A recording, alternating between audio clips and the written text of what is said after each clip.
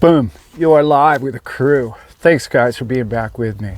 Hey, today I actually took some notes because today's kind of one of those days that I really want to express myself about where we are and how the media has caught up to itself and it's dug a lot of very crazy little holes, and I said that I would do some follow-up on this.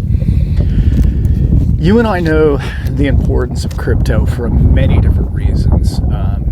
There are too many to get into, but I really want to. I was listening to a guy the other day, Mark Yusko, and if you guys follow his material at all, the man is brilliant, so positive, and people call me positive and upbeat in the space. I get my motivation from people like him and many others who have an eloquent way of putting the simple logic together to explain where we're going with this whole puzzle and this whole picture. I recently did a video about Ripple and some things I'd learned. I want to touch a little bit on that because it's really key.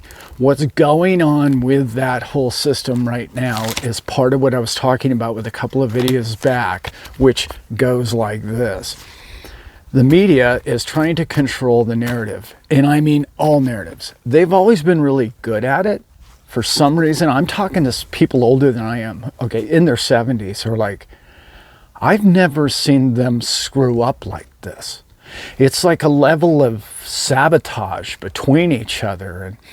And let's just think back. How many times in your lifetime have you ever heard of two ex-presidents and a vice president get caught by the FBI with documents in their house? I mean, this is really a level of what I like to call exposure that has never, not in my lifetime, and I know I'm older than most of you, probably for sure, but so what's happening is people are, as we all know, because we're into sound money, people are leaving the dollar, and that's globally, and people are trying to find a new system, and they're trying to find a new reality, and they're trying to find something they can base their labor and their efforts upon. This is all happening as we speak, moment to moment, 24 hours a day on this planet. And it's happening at an accelerated rate. Well, they're trying to do everything they can to keep that out of the news. They're talking about everything except for, I just heard, or just read actually 2 days ago, there's about a country a week that's joining the BRICS nations. The BRICS nations have decided, well, Russia came out just the other day and has said, we believe in the ruble, the yuan, and gold. And then the week before that, his finance minister for Russia came out and said, oh, well, yeah, we recognize Bitcoin and a few of the other cryptocurrencies, and we do see them part of our future. So we're going to find a way to implement those into our financial systems. So the finance guy is telling a different story than the president. That's nothing new in the media, but the interesting thing is Western media is not covering any of that. They're not covering a lot of things. I mean, that whole pipeline thing, that's crazy. That's blowing up on in a president's lap is it's unprecedented. I know there's been nefarious things go on around the world, and I've heard about a lot of them, and I've read about a lot of them, and I have information that's I will never talk about on this channel, or even any private channels or Rumble or any. I just won't, because there's certain things that none of us really need to focus upon to have a great day and go on with their lives. So now I'm rambling for sure, but so what is the media trying to do? They're trying to keep the genie in the bottle, which is crypto. They're trying to keep the financial system afloat, which is the dollar, which is fiat. And they're trying to keep this bribery system, which, let's just do the math. Where are the trillions of dollars going? We have railroad tracks that are a mess, that are 100 years old. We have highways that are a mess. They keep claiming they're going to fix potholes, and nobody ever sees that happen. Do you know how simple potholes are? I mean, is that technically difficult for any government to achieve? And we're printing $6 trillion in 2020, and we can't seem to come up with a new transportation system and the quality of it. And there's something coming to a head here, and I'm not trying to sky's falling guy, because I'm not that guy at all. But what I'm trying to say is they're hiding all this parts within all this. I don't want to make them sound trivial, because they're not. These are all big events in our lives, but they're exploiting these balloons and other stories to hide from the fact that the dollar is getting crushed globally. And I want to reiterate, I am not talking about the dollar going away in the next week or next year. I really don't believe that to occur. The only way, and I've talked about that on this show, that that's ever going to occur is when you're up to your ankles in sewage and you call a plumber and he says, well, I don't take dollars anymore. That'll be the day we stop taking dollars. It's going to be a long time before people unlike you and I who understand sound money are going to understand sound money. This is going to take them a while, okay? So it could be decades. I don't believe it'll be decades. I can't believe that just came out of my mouth. But it's a slow collapse for sure. Okay, I want to talk about the brilliance of who you are. Okay, and the reason why I say this is because you've seen through all this media hype. You've seen through all the lies about crypto. You've seen how all these people have manipulated the US dollar over the last 100 years. You've seen how this has failed throughout the history of man, through generations. I think the fiat dollar has failed over 600 times. And by the way, I know this is controversial to a lot of people, but gold is not the answer, because gold failed every time to fiat. Do the math, okay? It fails because you can't buy a Frisbee from Tokyo with gold, okay? You just can't, and it's very difficult. I do believe that there will be a digital gold, and I think it will be remotely successful, and I do think that backed upon a digital system that is on a blockchain that is somewhat calculated through a gold standard system, I believe could succeed to some extent. However, I don't believe that's the answer, because, well, we don't need it to be that way. Again, it's that third party risk. We don't need that thing in the middle. Alan, get back to the damn story.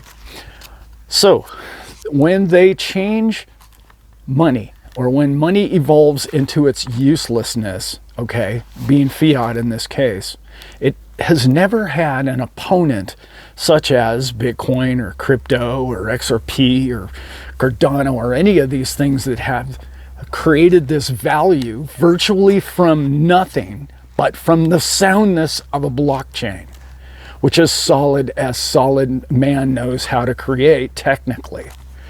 Let's go back and stop and think about the fact that 14, 15 years ago, we created digits or Bitcoins out of nothing, out of a blockchain, out of a secure and scarce source, okay? We created value. That value, 15 years later, is now being adopted by countries like Brazil, who just announced this week that you can pay your taxes with Bitcoin. Let's stop and remember that a year ago, in 1 year's time, Bitcoin did almost $15 trillion worth of transactions globally. This is massive.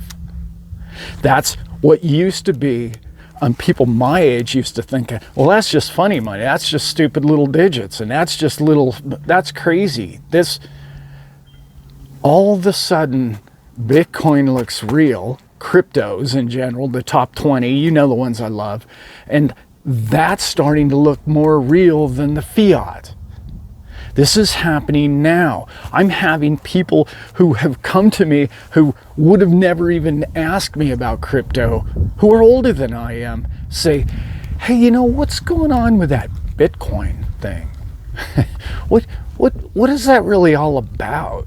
And stop, and all I have to do is tell them, listen,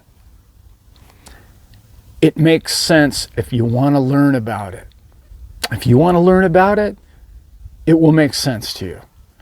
If you want to think that it's foolish, it will be foolish to you. Why? And I don't mean to insult any of those people or anybody watching this channel. I've learned this from the very wealthy people of this planet, and I've seen it happen a million times in my life. Poverty begets poverty.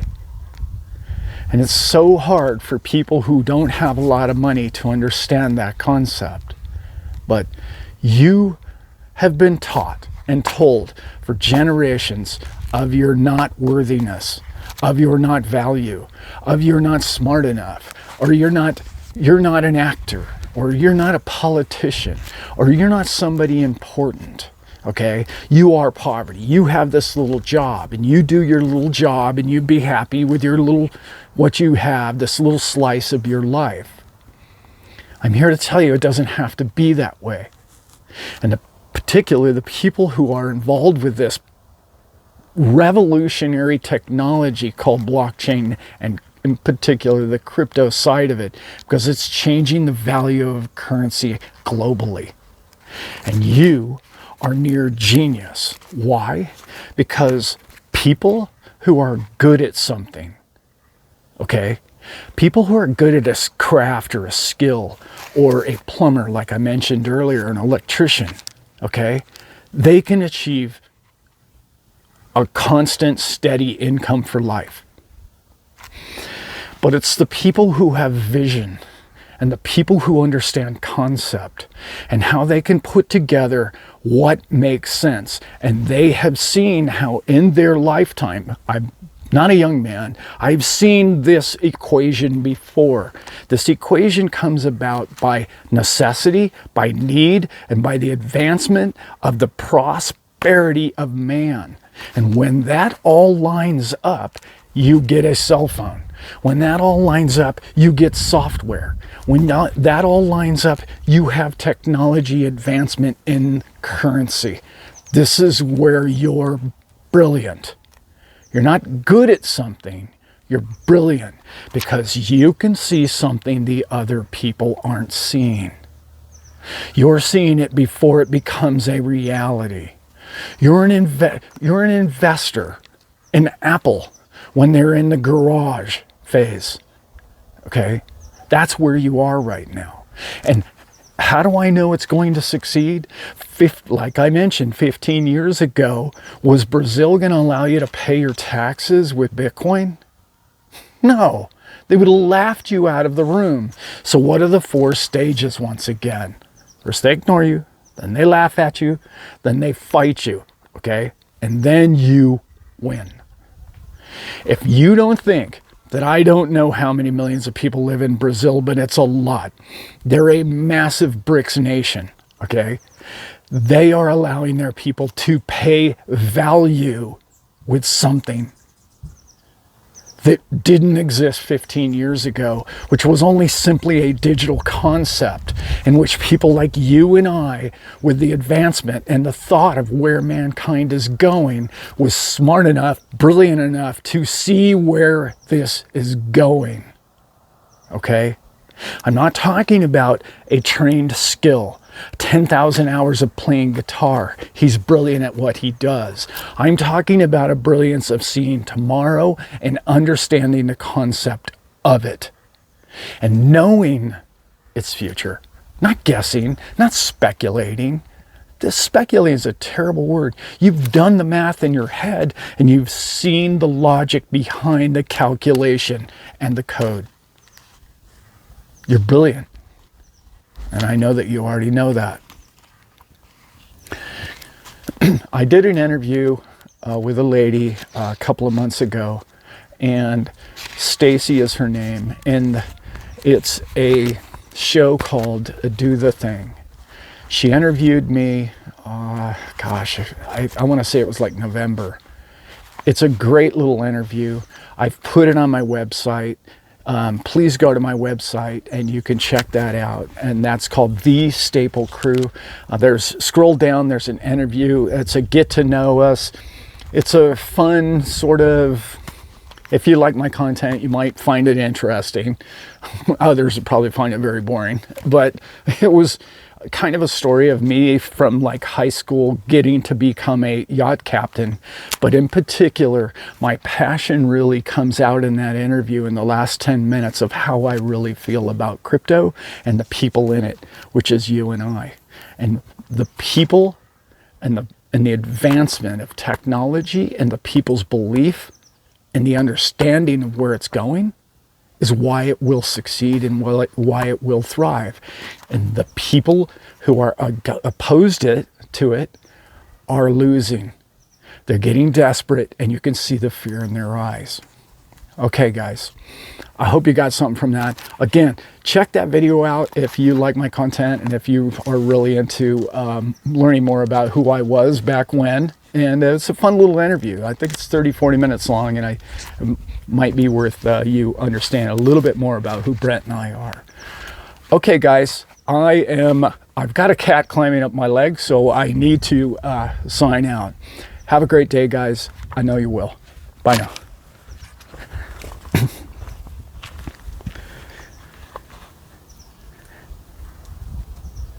Wow. I never thought I was going to ramble on in front of a camera and actually enjoy it. And other people enjoy it. No, they don't enjoy it. I think they feel sorry for me. Yeah, that's it. Yeah, I feel bad for this lonely old guy out in his farm. These cats and dogs babbling on about this and that. Nonsensical, useless information. What a loser.